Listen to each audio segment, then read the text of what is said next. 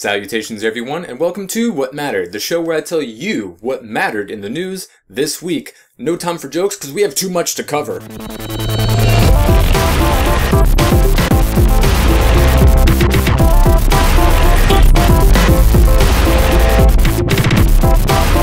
Yesterday we got some pretty important news considering YouTube and their future with gaming. We all really saw this coming, that they needed to start competing with Twitch. We knew that they were going to roll out something to improve their streaming, revamp how they were going to compete in the live streaming market. And apparently this is their answer. They're launching a new app and a new website called YouTube Gaming, which is where they're going to feature their new live streaming services and focus on games that get their own channels, kind of like how you can choose between games on Twitch. They haven't confirmed what games are getting their own channels, but like the obvious ones that we've seen, Minecraft, GTA, Sims 4, Destiny, League of Legends, they're all getting their own channels, and they weren't really specific about, what changes that this would make, if it's going to be affecting YouTube. Is YouTube not going to have a gaming section anymore, and that's just going to be YouTube Gaming?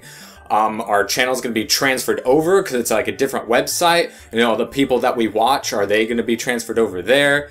How the live streaming is going to work. They say that they got the 60 frames per second working on it, and they got the DVR, and it's going to be, directly translated to a YouTube video after the stream is over, which all sounds all fine and dandy, but I don't know exactly what changes these are going to make. Now, what's really going to drive this is the content creators. Are they going to switch over from Twitch to the YouTube services? Are they going to try to pay some of the bigger ones to transition, and so it gives other people incentive to move to YouTube as well? Are they going to have the same ability to make money that they did on Twitch with the sub button and the donations and the emotes and all that stuff?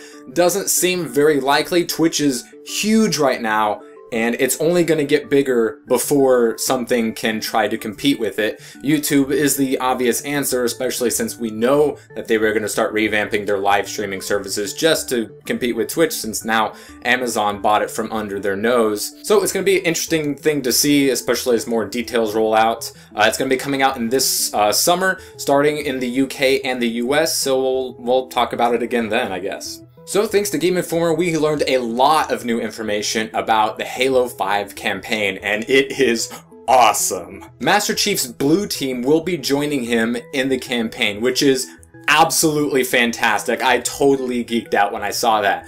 Linda, Kelly, and Fred are coming to help Master Chief. If you don't know who they are, they exist in the expanded universe. There's been some Easter eggs and hints towards their existence in previous games, but they're from the books. And First Strike, awesome book. You guys should read it. Linda is amazing. She's a badass. She's the fastest human that's ever existed. She's like one of the few people who I would bet on that could actually beat Master Chief head to head. Fred is really awesome.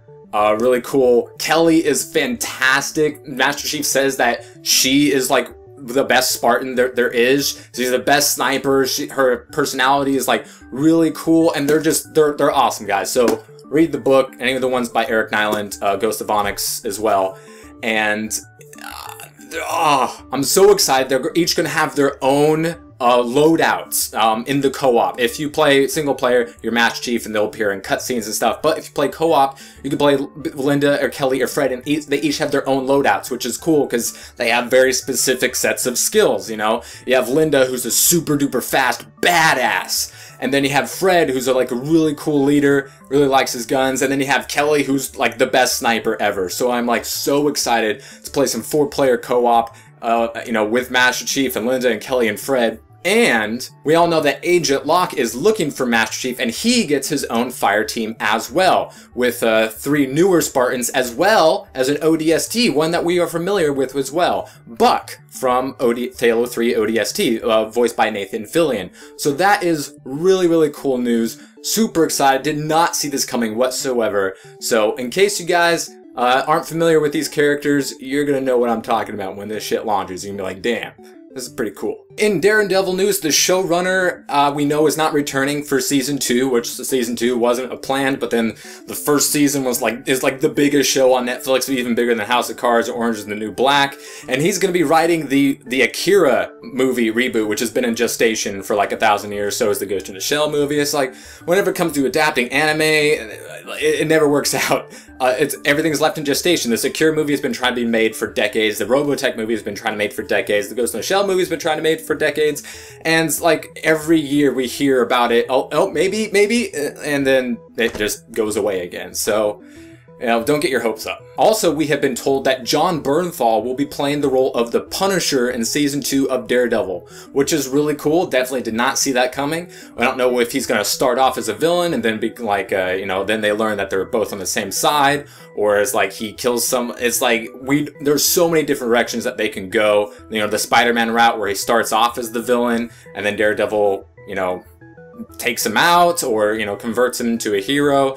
Really weird since, you know, Punisher is one of the more violent heroes and he uses guns, which really separates him from a lot of other characters, but he's still a good guy, so we don't know what direction they're going to go, but I am very, very excited. So we all know that gaming is really big on mobile. A lot of developers are leaving console gaming and going to mobile, and now Hollywood seems to be doing the same thing. They're going to mobiles for their plots. We have the Angry Birds movie coming out, and now we have a Cut the Rope movie. Alright, it's called Om Nom the movie, starring Om Nom from Cut the Rope. You know, the iOS game where you cut a rope and you get to feed Om Nom candy. So yeah, that's going to be a thing. The plot is basically E.T. Om Nom is found by this kid, and he has to protect him from the government and everyone else. I don't know, maybe they want to use him as a weapon, eating weapon of destruction. I don't know, but he eats all the candy, and his friends, they gotta, whatever. So I don't know what's going to be next. A Candy Crush movie, a Clash of Clans movie. I honestly, at this point, wouldn't be surprised. Not that Hollywood's running out of ideas or anything. They're just looking at their phones a little bit too much and be like, you know what kids like? And then this is going to happen. So remember how last week when we were talking about the Mega Man TV show that's going to be coming out in a couple years, and I was like, man, they should make a Mega Man game. That would please people. Well, they are, kind of. They're making another collection of Mega Mans 1 through 6, only available on digital download on the Xbox One, PlayStation 4, and PC. Those come out in the summer, and then in the winter, a 3DS version will be available to download as well. Now, you think this would please Mega Man fans, but as a big Mega Man fan myself, I'm really kind of a little angry about this, because they're just giving us Mega Mans 1 through 6. Like, you still have like 8, 9, and 10, and 11 if you count Mega Man and Base, which you should. So like, where are those games if you're going to make a collection? Like, the PlayStation 2 and Xbox had a collection that was more expansive than this. 1 through 6, really? Those aren't that hard to get on downloads and other collections, so this is like just really disappointing. Where's the Mega Man X collection that was hard to get on PlayStation 2 and Xbox? Why can't we get that? The Wii U keeps piecemealing out, like, oh, you get this Mega Man game this week, and then you get the other one in the next month or whatever.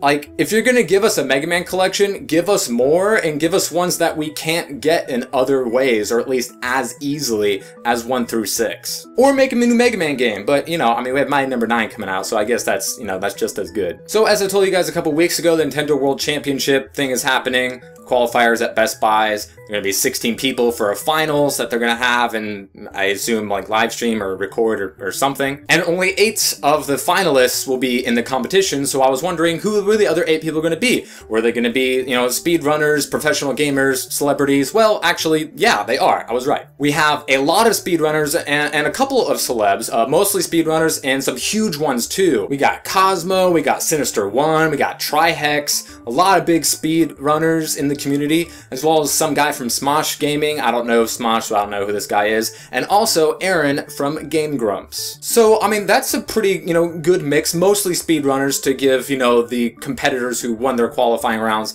run for their money. Splatoon has also been announced to be part of this tournament, which I guess is fine. You know, it's a brand new game and it's really competitive and really popular and selling pretty well right now. And then you also have a couple of celebs which will draw just a little bit more interest, but not enough to take the focus away. I don't know why they chose a guy from Smosh. I don't know if, like, you know, James Nintendo Nerd turned it down because, like, he would be the obvious choice. But, you know, Aaron from Game Grumps is like a great choice. Like, who doesn't love Aaron Hansen from Game Grumps? I mean, he's a freaking Eoraptor, man. And speaking of raptors, you like that segue? Jurassic World. So that's a movie that came out. If you don't want any spoilers, I will warn you in like 10 seconds. It's bad. Don't see it. It's bad. It's like, even I didn't like the first 3, and I don't like the 4th one either. So maybe I'm not the guy you should be going to, but I thought it was just a shit movie. Now for the spoilers. So it was just really fucking dumb. Like, they took every cliche they could possibly do, and granted, it's supposed to be a dumb, fun kids movie. It's a kids movie. It is. And it's supposed to be dumb and dinosaurs fighting and whatever. That's supposed to be enjoyable, and I get that. And with the Jurassic Park movie, you have to expect 5 things to happen. The dinosaurs are going to get out or get let out somehow. The main characters are going to be running from these dinosaurs, and the dinosaurs are going to be magnetically attracted specifically to the main characters so they can keep getting away, and they'll end up living at the end. The dinosaurs are going to have an insatiable appetite and only want to eat humans and not the other big, more satisfying dinosaurs. Even with all these giant killing machines running around, the main villain is going to be a human for the 4th time. And there's going to be velociraptors and a T-Rex, and there's going to be dead people. So all the kids survived. Like, they had the cliche little brother who's excited about everything, the cliche older brother who's like, oh, you stupid little kid, grow up, oh, I like girls now because I'm 16. Then you had the cliche, I'm someone's aunt who's a working woman, I don't have time for family or relationships, and oh, look at me, I'm working. And then you have the, I need to use all things in the world for militaristic purposes, everything must become a weapon and I must do it as evilly as possible. I mean, Chris Pratt was really the only good thing about that movie, because, like, he's, like, the only voice of reason who, like, points out the bullshit. Like, 10 times in that movie, it's like, man, Chris Pratt would be really great at CinemaSins because he's pulling out all the bullshit. It's like, that's stupid, you shouldn't be doing that. Why is this like this? Like, so many dumb people do so many dumb things. I know people are gonna get eaten, the dinosaurs are gonna get let out, but they did it in the most cliche, dumb, soulless, plotless ways possible. It wasn't exciting, it wasn't dramatic, it wasn't funny. It was just dumb. And then they, sure, fine, you made a hybrid, fine, I'll suspension of disbelief for that. But then they have it communicate with the velociraptors like, oh no, he's part velociraptor. Okay, most things can't communicate with their own kind vocally. I know us humans take it for granted, but almost no other animals can do that. And he was like spliced with like a T-Rex and a frog and a snake and other things, so he wouldn't be able to communicate with his velociraptors. Come the fuck on. When they had those kids fix the Jeep, I was like, no. They are not doing this. They're not fixing a Jeep Wrangler from 1992 that's been out of commission for 25 years. Nope, it's not happening. Yeah.